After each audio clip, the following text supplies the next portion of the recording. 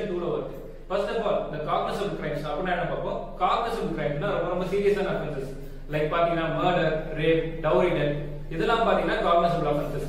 So இது மாதிரி case என்னன்னா பாதிக்கப்பட்டவங்க வந்து தான் கேஸ் கொடுக்கணும்னு அவசியம் இல்லை. ஒரு ஸ்டேட்டே வந்து டைரக்டா அந்த கேஸ் எடுத்து நடத்தலாம். ஃபார் எக்ஸாம்பிள் பாத்தீங்கன்னா Jayapal vs state of Tamil Nadu. So இது பாத்தீங்கன்னா ஒரு மர்டர் கேஸ். இதுல பாத்தீங்கன்னா அதுல பாதிக்கப்பட்டவங்க வந்து தான் இதுல கேஸ் கொடுக்கணும் அவசியம் இல்லை. ஸ்டேட் ஆஃப் தமிழ்நாடு அந்த ஸ்டேட்டே வந்து அந்த கேஸ் எடுத்து நடத்துது. சோ இப்ப ரீசெண்டா நடந்த சாத்தான்குளம் இஷ்யூ கூட பாத்தீங்கன்னா அதுல பாதிக்கப்பட்டவங்க போய் தான் டைரக்டா நம்ம கேஸ் கொடுத்தாங்கல்ல. அந்த கோர்ட்டே வந்து டைரக்டா கேஸ் எடுத்து நடந்துச்சு.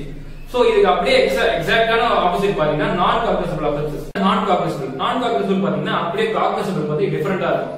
இதெல்லாம் பாத்தீங்கன்னா பெயிலபிள் கிரைம்ஸ். லைக் இது வந்து வாரண்ட் கண்டிப்பா மஸ்டா இருக்கும். சோ இதெல்லாம் தான் இதோட டர்ம்ஸ் அண்ட் கண்டிஷன்ஸ்.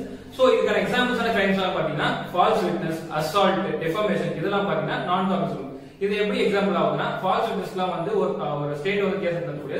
அதே மாதிரி டிஃபமேஷன் பாத்தீங்கன்னா ஒருத்தர் வந்து இன்னொருத்தர் பத்தி தப்பா பேச வச்சு அதுக்கு அஃபெக்டட் பார்ட்டி மட்டும் தான் வந்து கேஸ் கொடுக்க முடியும். அது வந்து ஒரு ஸ்டேட்ல வந்து கேஸ் எடுக்க முடியாது. சோ இத போல லா ரிலேட்டட் வீடியோஸ்ல வேணும்னா கமெண்ட் பாக்ஸ்ல கமெண்ட் பண்ணுங்க. Like, share, subscribe, comment.